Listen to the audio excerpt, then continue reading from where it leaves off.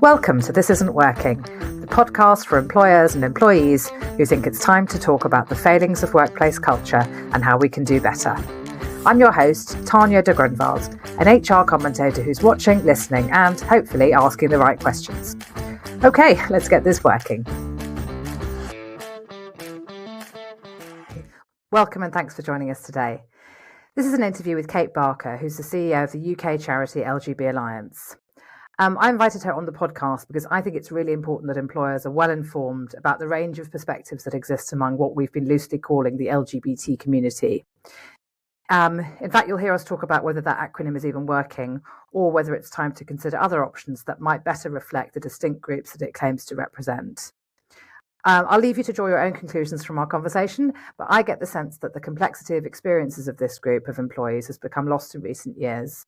My hunch is that this has happened as employers have rushed to be seen as progressive and inclusive, perhaps not realising they've only been listening to certain voices and looking at this through a somewhat limited lens. You'll hear that Kate and I talk about staff networks, pride, Stonewall, one-sided diversity training, and of course, drag queens. I hope this conversation will act as a helpful prompt for organisations to reflect on whether it's time to assess what messages they're sending to their employees through their approach to LGBT, to make sure that no one is feeling silenced, shamed, or excluded in the workplace. Just one thing before we start, I'm working on a project to help to bring together senior HR professionals who have concerns about where poor practice or limited perspectives have crept into DEI work. I'm particularly keen to hear from people who wish to return to a common sense approach where problems are identified and open professional conversation is not only permitted but actively encouraged. So if that's you and you'd like to get in touch, please contact me via LinkedIn. Okay, I will stop talking and let you enjoy the episode. This is me with Kate Barker, CEO of LGB Alliance. Okay, hi Kate. Thank you so much for joining us. I really appreciate your time. I've been quite clear that I've invited you here to talk about lots of stuff which it seems that a lot of people don't want to talk about. So we might be about to find out why. I'm not sure. So basically I've invited you because I've noticed that in recent years, I think a lot of employers have adopted what seems to be rather a kind of one note, one perspective approach to what they would call, I guess in quotes, probably LGBT inclusion. And it's come to my attention that this definitely only represents one viewpoint. And it's not even clear that there even is another viewpoint. And if there is, it's certainly not represented within the conversations that employers are having. So I think it would be good for employers to start factoring in other voices and to be aware that the picture is a lot more complex than I think it first appeared to them. And there's a lot of things to consider. I guess my first question to you is, why do you think this sort of subject is so difficult to discuss in the workplace today? What is it about this topic above everything else? Do you know what? I think it's because most people, broadly speaking, are nice. And they feel it can be unkind, and we're talking about people's feelings and people's perceptions of themselves. And having to sort of navigate that kind of territory is just really difficult. And most people don't want to hurt other people's feelings. I suppose as a starting point, that's got to be a good thing at least. Yeah, okay. I think that's fair. I think also, it's complicated all around. I think you've got lots of different people in the workplace. I mean, the workplace is quite an interesting sort of phenomenon in itself, in that you've got people from different age groups, different backgrounds, all kind of thrown in together in lots of workplaces. Not every workplace is that diverse, but nowadays you've got a lot of different characters who probably wouldn't naturally come into contact with each other if it wasn't the fact that they work together. And I wonder whether that's kind of part of the mix of what we're seeing going on as well. So I've asked you here today because in your role as a representative of LGB Alliance, which is an organisation some people might have heard of, some people might not have heard of. Can you just tell us a little bit about it? Is it fair to say that you're not universally loved? Is that? Well, I don't know. Maybe after this we will be. I think we're misunderstood rather than not loved. So we are the only registered charity in the UK that exclusively supports same-sex attracted people, so that's lesbians, gay men and bisexuals. And we would say, I suppose the central tenets of what we believe is that sex is binary and it's immutable, because without sex, there is no same-sex attraction. So we really, really defend that idea of biological reality and of what sex means, because that's essentially what the basis of LGBT rights are built upon.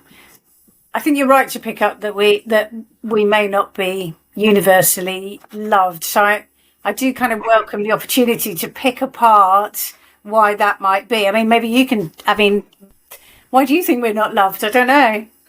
Well, I think it's because there's been this presentation of LGBT with those four letters put together: LGBT plus, LGBTQ plus, LGBTQIA, as just being one homogenous thing. And I think there's a sort of sense there's like a right way to think, and there's a right way to tackle this issue, and it's inclusion of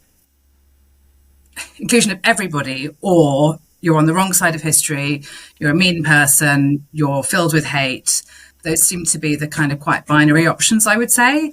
And I think it's partly because of the way that I think this came into the workplace. And we can get into it a little bit more about the feeling of sort of, maybe I think a bit of guilt that employers had, that they were so slow, I think, to get on board with gay rights as it was.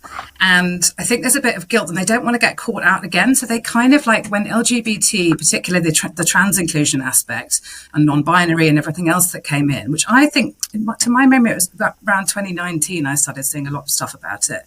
That's kind of, I don't know. I think that's kind of how it came in. I think the way that it came in as not something that there was no issue with it. There was no other side to it. It was just about inclusion. So it was be inclusive or don't be inclusive. And as you say, that the kindness aspect is really, it seems to be really, really powerful there. So it was really it was really the way that trans identifying people came in. So you had within the world of work. I mean, if you don't mind, I'd like to talk about myself for a second. I'm sure nobody has tuned in to hear about me, but I remember an event that I went to in 2019. I actually looked it up. It was a GTI breakfast news event. So GTI is the company that owns Target Jobs, right? Huge job board. And they run this event, I think it's maybe every quarter for early careers people. And it's a sort of nice breakfast. It's a nice sort of breakfast thing in the city. It's really nice to do. There's about probably 100, 200 people there, all early careers people. And in September 2019, there was an event which was all about LGBT, and it was what more should we do to support graduates in the LGBT plus community? And it was presented as, at this event, we'll be asking employers to think about how inclusive their environments really are, how their selection processes can support LGBT plus graduates, and whether they really understand the challenges facing this group. Can LGBT graduates truly be themselves in the workplace, and what more can employers do to enable this? Then it says, we've put together a powerful agenda, including some personal and emotional stories to help bring this important subject to life.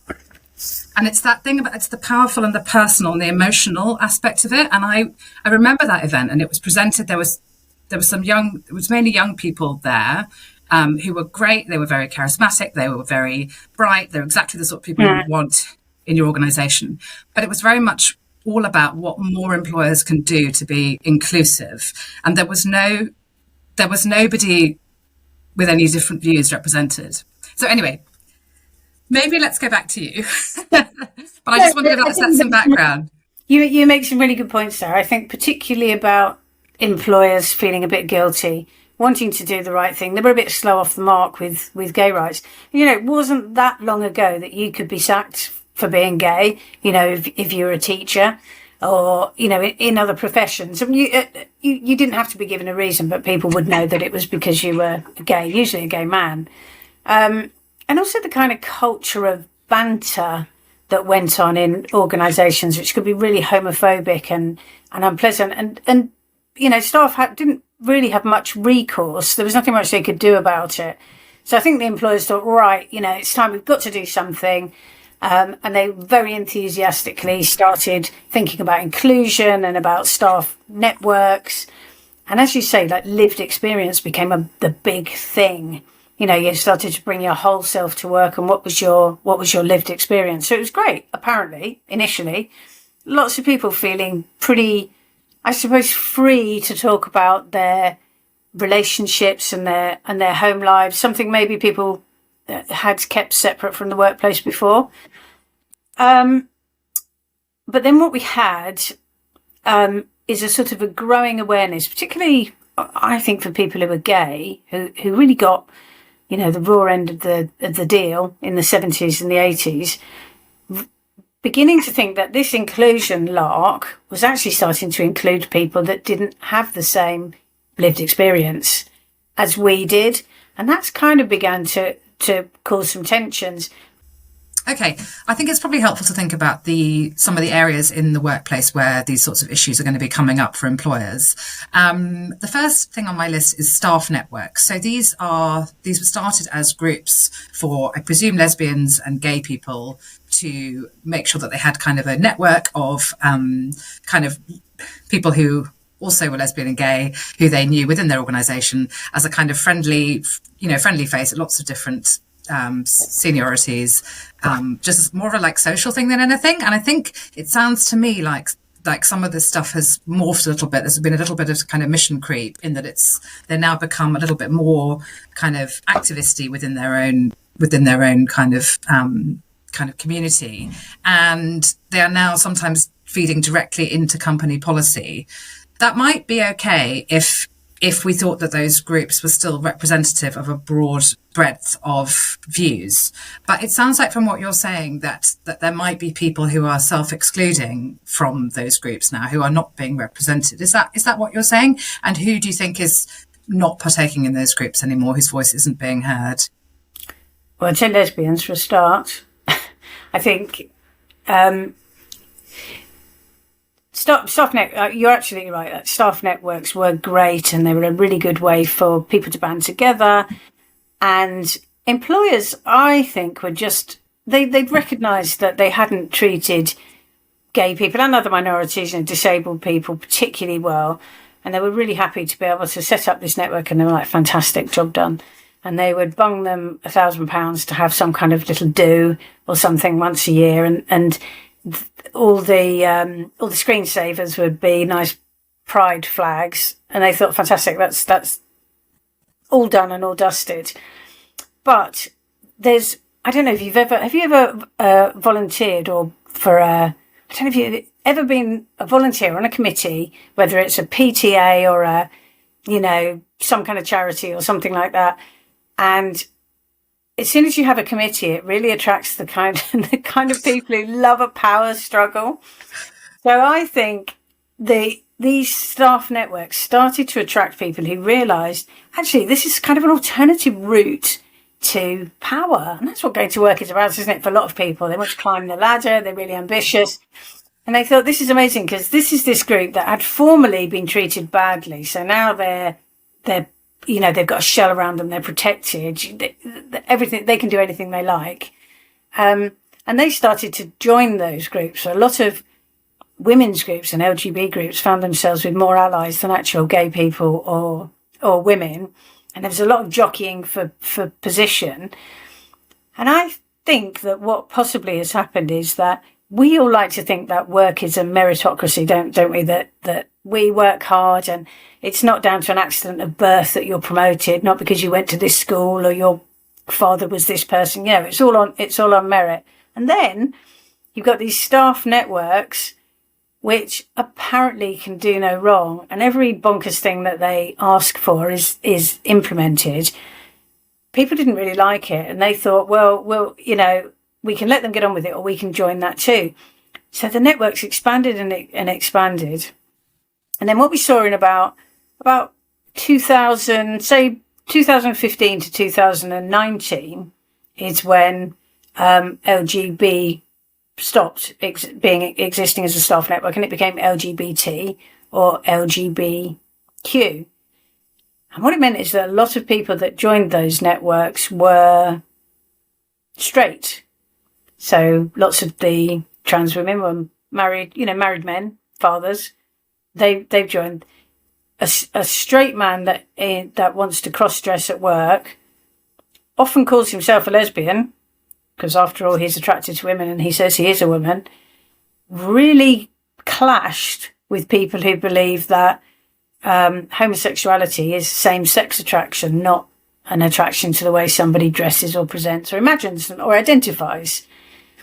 So what's happened, and I've heard this story sort of again and again from people that have been in touch with us, what started off as a vibrant group, for a gay rights group, an LGB group, an LGB network, become LGBTQ and was taken over by straight people with a very different agenda. And the gay people have just floated away from it and now don't have representation at work because they feel, just as the rest of their colleagues do, unable to speak up, unable to push back against ideology which they feel essentially is homophobic. Do you think those groups are more likely to be made up of younger people as well? Not necessarily. You've got quite a cohort of middle-aged men, and I think if you look at some prominent trans-identified people running in the civil service, in the insurance industry, they're all men. There's no women identifying as men in the top positions in any organisations. And in that way, actually, it reflects the sort of patriarchal structures of everything we see anyway. It's blokes at the top. Some of the blokes are now in dresses and calling themselves LGBTQ, but really for most staff, that doesn't really herald any real difference. It certainly doesn't advance the rights of women or of LGB people. Yeah, I've certainly noticed I've been sort of researching all aspects of this really, and I've been to some events where I've seen some of these groups in action, and it does tend to be older trans women, so men who identify as women, and also younger women who identify as sometimes not even trans. Sometimes they would just say non-binary, or sometimes they would say gender questioning or gender non-conforming, or they like that. Those, I think they feel more comfortable keeping some of those labels quite open. And I did sort of, when I was looking at one of these panels, and I sort of thought, what have these groups got in common? It's this idea of this sort of trans umbrella, isn't it? And those two groups seem to be the most represented.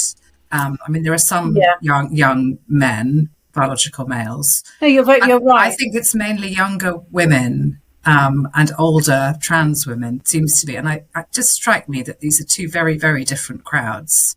They are, and we would argue at LGB Alliance that most of those young women are actually coming to terms with their own same-sex attraction, they're lesbians, and have been persuaded that that's a deeply unfashionable thing to be. Hard to imagine, I know. But, they've been persuaded that actually they're being attracted to a woman, or being a bit of a tomboy, or liking sport, or wanting your hair short, actually means that, hey, maybe have you thought about that maybe you actually are a man? And I don't think they don't necessarily want, well, the ones that I've seen, they don't necessarily want to be men or be seen as men. It's I don't quite know what they. What did you say? In flight from womanhood, and I think that's something we've seen in teenage girls for decades. Anorexia or bulimia, or cutting themselves, or being non-binary. It's the same cohort of girls over the years, over the decades, that will be doing these essentially self-harming actions. The girls who are anorexic generally tend to be bright, articulate, set really high standards for themselves. And it's the same girls who were bulimic, and it's the same girls who are cutting their arms with razor blades. Exactly that same cohort now is asking for the state to amputate their breasts. And for the very first time, we are all saying, the grown-ups are all saying, that's brilliant, that's great, that's so affirming for you. Like, what happened? How? The tide is definitely starting to turn, and people are, maybe these sort of horrors are coming to the front of people's minds a little bit more. But that can't happen. I don't think that can happen soon enough, as far as I'm concerned. I mean, you've used some quite strong language there. And I guess it's worth thinking about what they would say in response to hearing you say that. They would say, this is my path to happiness, and that you are blocking it, or you are. I've had discussions. I had an encounter. I was actually at one of the party conferences, and I went to an LGBTQ breakfast event with stalls, and I kind of saw a ripple go around the stalls when somebody from LGB Alliance was there. But I really wanted to meet some people and say, do you know what? I think we've probably got much more in common than we disagree upon. All representing people that feel marginalised, maybe people who are outside the sort of heteronormative, normative society. But I found that people were entirely unwilling to speak with me, as if my sort of very existence or my being there was offensive to them. And I can see why that might be. I can see that if you sincerely feel that you would rather be the opposite gender and that you would be happier if people perceived you either as non-binary, as male, and you wanted to get away from girly stuff, you just didn't want to be seen as a woman anymore, I can see that they would think this woman and her awful organisation are doing everything they can to ruin my life. That's not true at all. We're asking people just to pause and to think and to consider before they make life-changing decisions. But also not to sort of overlook our experience as people who are same-sex attracted, because they do deny that there are two sexes and that it is impossible to change sex. If they deny that, then there's no homosexuality without same-sex attraction. So that's where we're at loggerheads. But I'm optimistic. I really am optimistic about being able to find a place where we can talk and we can discuss. But it's how to get past this sense that it's essentially unkind to even talk about it. And that's why I think discussions like this are so useful, really, Tanya, that it's, we have to be able to speak freely without anger or bigotry, but we need to be able to air these issues because they are absolutely festering in workplaces and in wider society, but particularly in workplaces. There might be some tough times coming up, with sort of even more austerity, and employers need to do everything they can to address this. Mm-hmm. Right, let's talk a little bit about Pride. I don't know how you feel about Pride. I think, from my understanding, I'm bored with it. Okay, sorry, I'll keep this bit short then. My understanding was that it started off as a protest, and then it became a celebration, and then it became a celebration and a protest, and it's kind of employers have kind of jumped on the bandwagon, probably a little bit late, and a lot of people now feel that Pride's become too corporate, so they don't really want the employers there. Some people like the employers there, think it shows support from workplaces. What's the general view among your members about Pride, and particularly about how employers respond to Pride and how big they go with it, how much money they spend on it? And I don't know how you feel about all the drag queens and all that kind of stuff. Is that your scene? I'm guessing not. Well, I grew up in the 80s, so, I've seen lots of drag queens. It's not really my cup of tea. Some people like it, but, that's fine for them. I think the excesses of it, the length of time it goes on for, causes our supporters to roll their eyes somewhat, unfortunately, because it feels as though it was our idea. We were just happy with one day a year. It's far too over the top. I don't know why businesses spend so much money. It just gets on everybody's nerves. Let's be honest about it. It's just too much. There's no sort of a month of disability flags. Why on earth do we have to drag it out like this? I can remember years ago being really excited and going to a Pride festival. I think it was in Streatham or something. And Virgin had a stall, and it was the first proper big corporate sponsorship. And everybody was like, wow, that's amazing. Look at Virgin, putting their money where their mouth is, really supporting gay people. It was quite a brave move for them. And it was an appropriate one, lots of their air stewards were gay men. It really fitted well as a brand, and they felt sincere and authentic about it.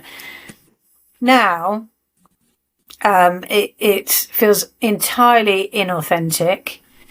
I think we can tell by how quickly some of these companies are going to jump off the bandwagon, just as quickly as they jumped onto it, as it becomes more and more unfashionable. It's been hijacked by drag queens.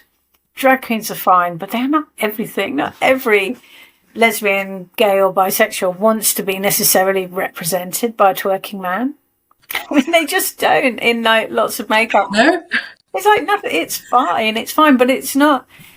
It's only one aspect, isn't it? Yeah, it's so narrow. It's really, really through it's a narrow lens of what LGBTQ means. That's another reason really why I think the acronym is not particularly working for us, because you've got to choose one thing. One person's got to be at the front of the parade. You're not going to have one person.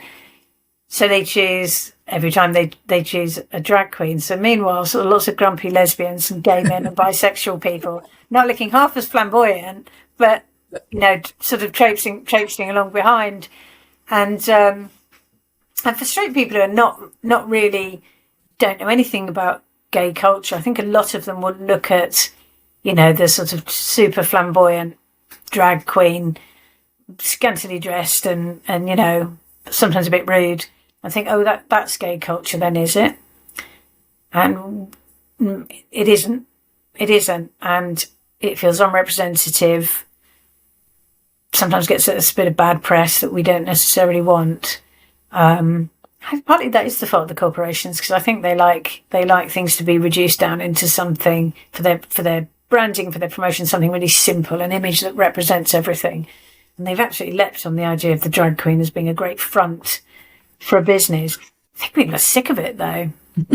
It's I actually gave some quotes to the Telegraph this June all about Pride, because I definitely got a sense, people contacted me about it actually, that I think employers were kind of quietly stepping away and dialing down a little bit. I think it was partly to do with the Bud Light stuff, it turned out. From the HR directors that I spoke to, they said actually it predated the Caste Review in the UK. It was actually the Bud Light stuff in America that made them think, oh, I'm not sure about this. Is this what our customers want? So I think it's been more, I think responses to kind of rolling some of this stuff back have been framed as being something to do with customers, that kind of go broke idea.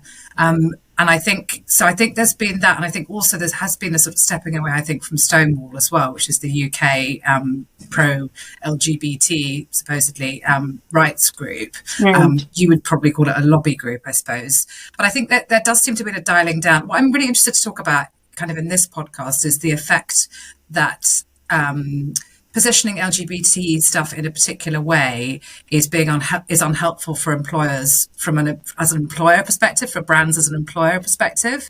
So I talked to Neil Morrison from Severn Trent, did a few interviews with him, which will be out by the time this comes out, about how getting some of the DEI stuff wrong is having an impact on things like productivity, retention, grievances, I think recruitment as well. I think it's impacting employer brand.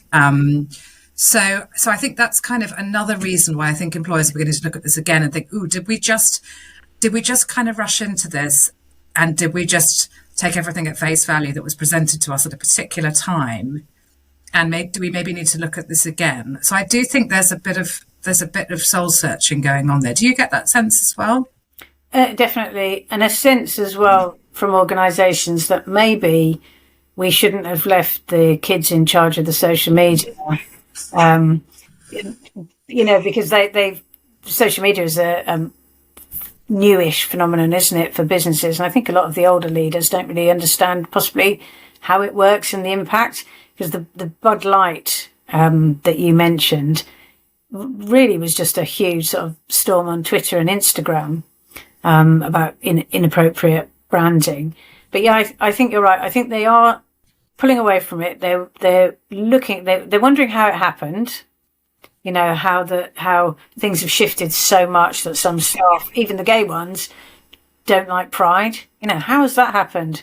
It was meant to be for our benefit. And lots of gay people saying, oh, we just don't like it. It's embarrassing. It goes on for too long. You spend too much money on it. So I think there would be a little bit of soul searching going on there. And I think that's a good starting point for employers in thinking about, why did we do Pride in the first place? And why do we have staff networks in the first place? And it was to make sure that nobody was disadvantaged, not to cherry pick through and decide, who is the most marginalised and who gets to sit at the top of the oppression pyramid and therefore gets the most money spent on them and the most time spent on them. Because LGBTQ has been very loud and it's claimed the lion's share. Lots of staff don't like it. They feel it's inappropriately weighted towards LGBTQ people. I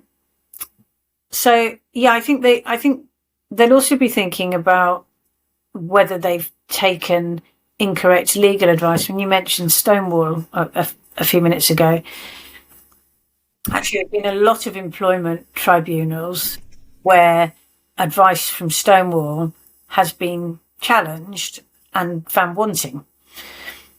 I think a lot of organisations will consider, how did we make our staff networks kind of unaccountable to us?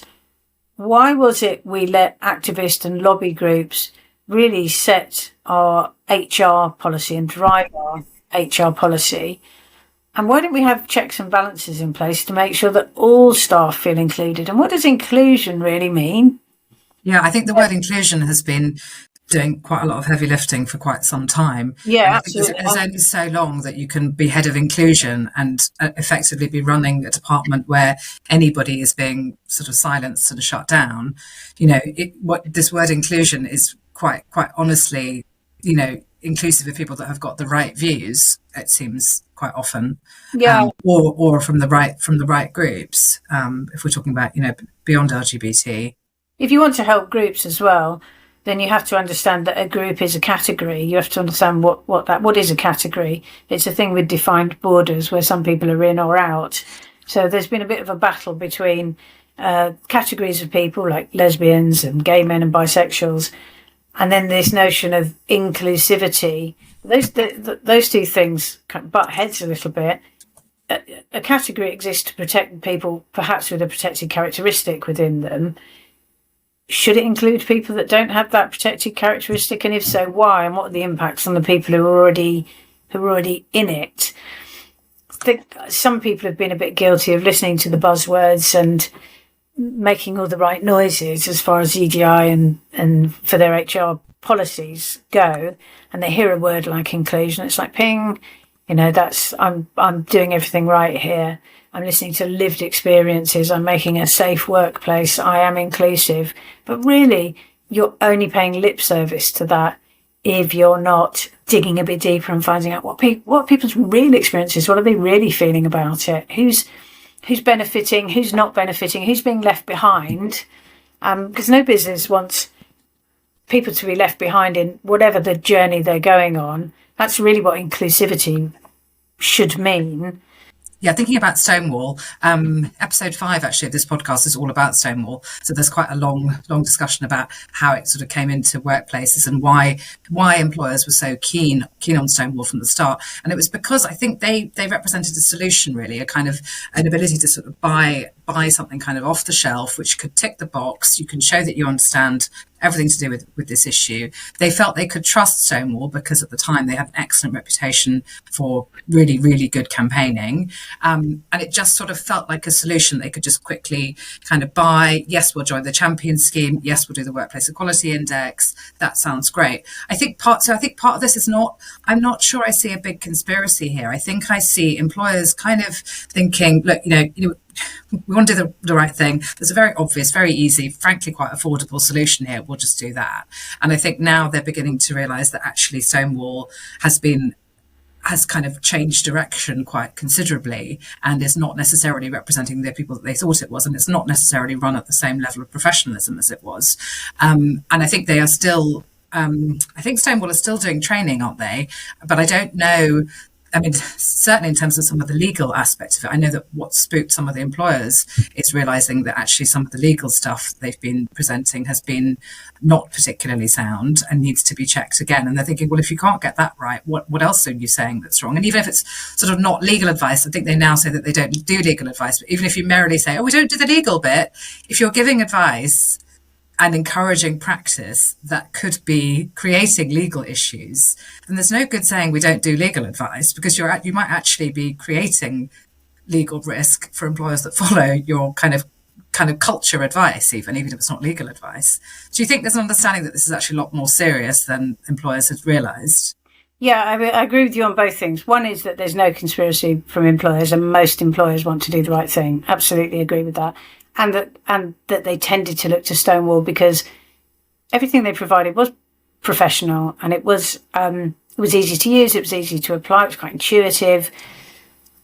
They are realising now that outsourcing your thinking about your people, your most important asset, to an outside organisation needs at the very least some real scrutiny about how it's going to be applied, what the substance of it is. So one of the other things I've noticed is that a lot of the sort of diversity training around LGBT seems to be quite one note, and it's very heavy on lived experience, and it's very heavy on lived experience of one particular group or several groups with the same message. And I don't, for example, hear any voices like yours in any of the sessions I've sat in on. It's very much gender identity is the way to go. There is scientific proof towards around all of these ideas about born in the wrong body, which, as I understand, we're very far from that. Things are presented, quite contested ideas are being presented as fact without anybody there to challenge them. And then if anybody challenges them in the session, they run the risk of being told that they shouldn't be challenging it, and or have some kind of stigma around them from the other colleagues within the group, or potentially even the person running the training group. I've sat in on some of these things, and I can tell you that I wouldn't want to ask a question like your kind of questions on them either. There's a very clear right and wrong view to have, and you've got to sort of take it all on board at face value, and that's kind of it. Do you know anyone that does training that involves kind of a more balanced view? Does such a thing exist, or would they have to get in a whole separate company to represent your kind of views? I mean, LGB Alliance does training, or you don't do training yet? So you're building up. I don't want to reveal too much, but there is a bit of a coming soon in the pipeline, because we recognise that exactly what you say. Employers are just desperate for something that's not necessarily off the shelf, but something that's really flexible and that will really work for their workforce. And that scenario where you've outlined, where you've got somebody standing at the front and sometimes everything they're saying is preposterous, and people are. I have heard some preposterous things. There's the lady with the transgender lions and the gender fluid orangutans. That one, the intersex bears. I was like, I'm afraid at that point you've lost me. She had some other stuff to say, some of which, but I just thought how this is somebody who's done training for the CIPD, in fact. Isn't it astonishing though, when you've got the person talking, just making some stuff up, really, when they're communicating it with such authority. And then you look around at everybody's faces, and everybody's stony faced. There's a couple of cheerleaders. People are really enthusiastic about it, and you wonder what will it take for the dam to break and somebody to say, actually, the emperor has no clothes. I just think this is really silly, and you're totally within your rights to believe this, but to impose that on everybody else is not good for the workplace harmony. Yeah.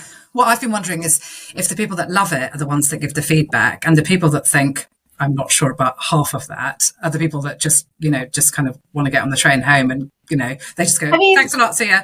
Well, they're not going to hang around and say, I'm not buying any of that. Yeah, lots of us have to sit through lots of training anyway. So you sit there and you might let your mind wander, or, you're doing online training, one of those where you've just got to click the box to click through the questions quick as you can to get it over and done with.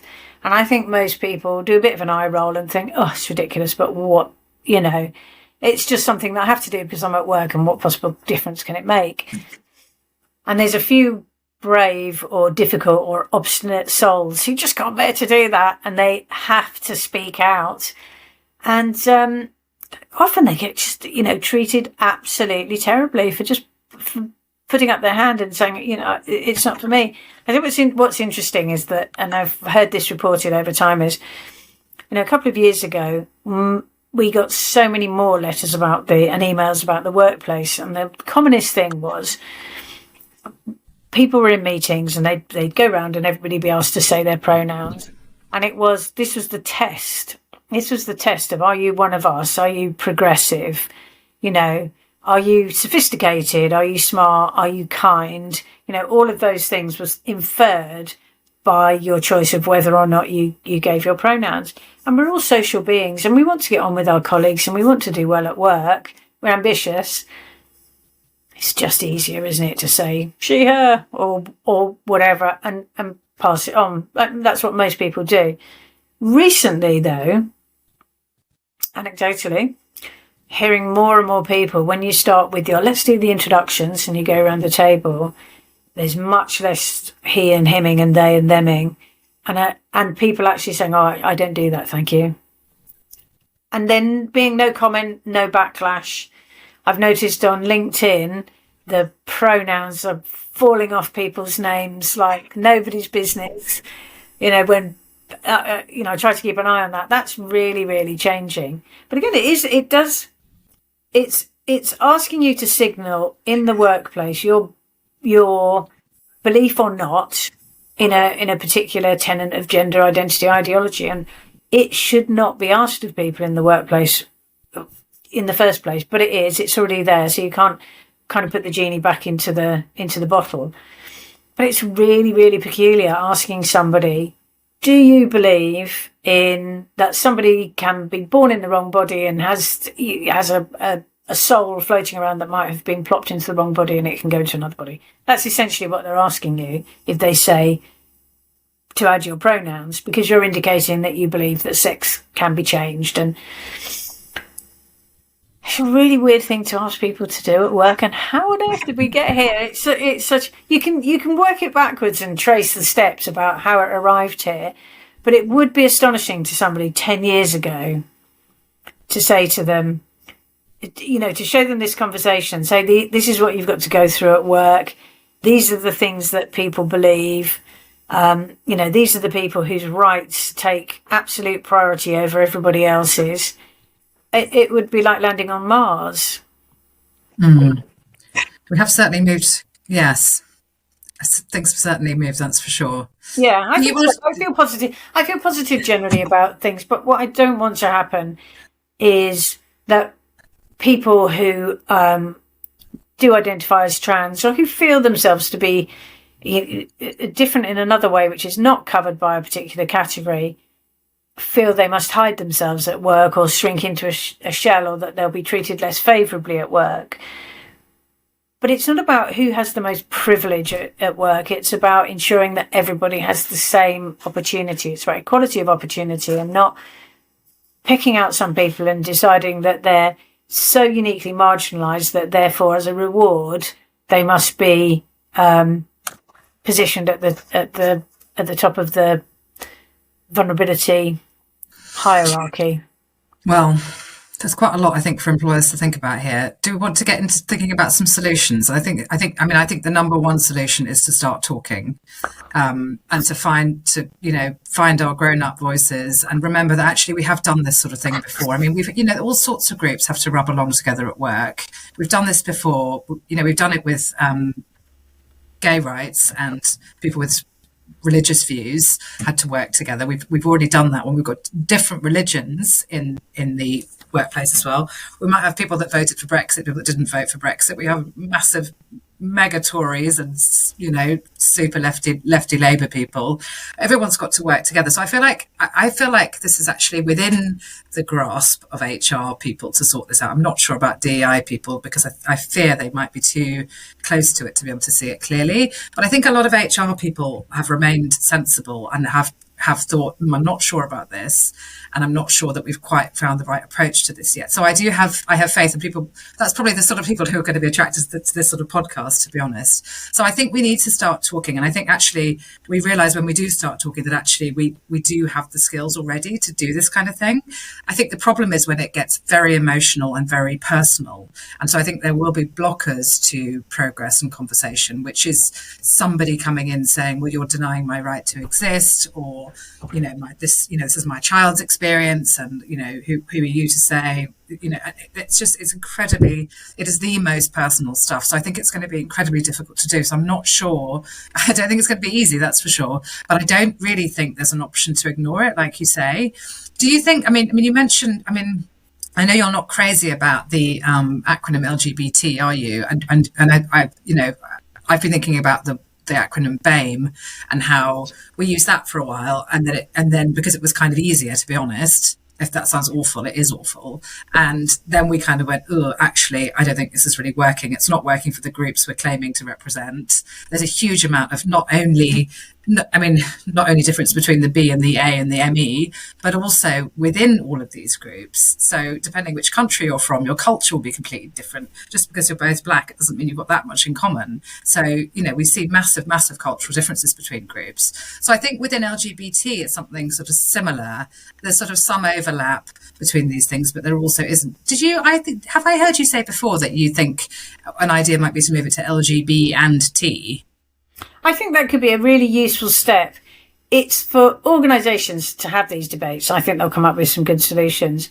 Lots of organisations already have, for example, a trans-only network, and they stand alone. I'd quite like to see a return to the days of an LGB staff network, because same-sex attraction is the thing that connects lesbians, gay men and bisexuals, and nothing particularly attaches us to the T. But I do think if organisations want to make incremental steps, that indicates that no one person is prioritised over another. Having LGB and T is just enough of an indication that, hey, we recognise that you might have different needs, you've got different life experiences, and you might need different response from us as an employer. But you're also not like all the other normie straighties, so you're still kind of connected. So I think that there are lots of different things that employers could do, but the first thing they have to do is ditch the idea of no debate. And not to drag Stonewall back into this, but that was their mantra about the whole gender identity ideology issue, which was no debate. I think it was because they realised that as soon as we do begin talking about it and people are free to express how they feel, it's on very shaky foundations, and it begins to collapse a little bit, as things which are not based on reality or on science sometimes do. So I think employers need to commit to talking. They need to be really brave, because I think it's going to be incredibly difficult. People's feelings can be hurt. We're talking about people might have trans-identified children. They're really going through a difficult time, whether they're supporting them or trying to prevent them from transitioning. There's so much going on. It's so personal. But it does underpin everything that we do at work. So it's they're duty bound to actually attack it and try to do something about it. You've just got to talk about it and be brave, and don't let anybody shut us down. We haven't hurt it. Nobody's been hurt in the making of this podcast, as far as I know. Yeah. Really, I think it is possible to have empathy and be really sympathetic to the plights of others, but you've got to extend that sympathy and that empathy equally. Nobody is more deserving, nobody is less deserving. If you start off from that level playing field, which is what the Equality Act was written to achieve. That was what it was for, a level playing field. It wasn't to elevate certain groups above others. We need to go back to those basics. So that's what good business should look like. Let's have that as our starting principle, and let's talk. Yeah. I had another couple of things that I put on a list. Hope it's okay to throw a few in myself. I put scrutinise current trainers and how these are selected. If working with Stonewall, consider what message that sends about the organisation, both internally and externally. I think a lot of people just need to check what Stonewall is and how it's viewed by everybody in their organisation, actually. Get better feedback from attendees of training. Although I think that won't be quite so easy to do, because I think a lot of people will say they thought it was great and fine if they didn't, for the reasons which are probably pretty obvious. So I think that's going to be quite difficult. And try and get training about the range of LGB perspectives available, but I don't know where that comes from. Maybe you guys, maybe other people start doing it as well. I'm hoping the market might start to just fill this gap, actually. And then I guess, there must be other issues in the workplace which are kind of being overshadowed, which would be helpful for LGB people. Is that right? I mean, presumably it's less so in the professional world, although maybe I'm being naive in saying that, but that there is a kind of good old fashioned homophobia hasn't gone away, has it? And it would be helpful for employers to remember those sorts of challenges as well, and maybe get a little bit more back to those sorts of ideas. What do you think? I mean, what are there other things you would like to see employers spending time and money on, other than things like Pride, for example? Yeah, there are things like parental leave for gay couples, so having children, that employers could focus on. They could try, I suppose, you're right, the good old-fashioned homophobia, especially people that work in anything that's public-facing, members of the public, name-calling and physical assaults. It still happens to people a lot. And a lot of that's overshadowed in rows about people being misgendered. People's feelings being hurt is prioritised over people physically being hurt, and some people's feelings are prioritised over others. So there is a lot that they could do. I don't think they need to overdo it, though. I think we need to pull back and start from a position of what does everybody in the organisation need and what are the particular needs of this specific group. So breaking people into categories, stop, we no longer use BAME. Let's ditch LGBTQ+, because it's really meaningless and nobody knows who it includes. Get back to basics and see who are our people, what groups and categories they belong in. How can we ensure that all of those people, whatever their disadvantage or how marginalised they are, how can they all benefit from a level playing field in this organisation so that we can all move forward together? It's got to be about talking. Unless people help, they can't do it. Yeah. One of the things I'm really hoping to do is to bring employers together so they can find a way through this together, because I think it's quite a lonely place to be, trying to sort this out for your own organisation, depending on what blockers you might have around you in your particular organisation, who's above you, who's below you, what are the politics within the organisation. I think that's quite a difficult place for senior HR people to be. So I'd like to bring them together, because I think there's kind of, just putting heads together feels like the answer. I mean, listen, who's got all the answers to this? This is incredibly complicated stuff, incredibly personal, political, as you say, is a minefield. But I think the only way to move through it is to start talking. So hopefully this conversation has been a good start, and people listening to it will have got something from it. Was there anything else you wanted to add? No, but just thanks for doing this. It's so important, isn't it? Let's hope people will watch this and start talking about it themselves in their workplaces. Good. All right. Great to see you. Thanks so much, Kate. Thanks for joining us.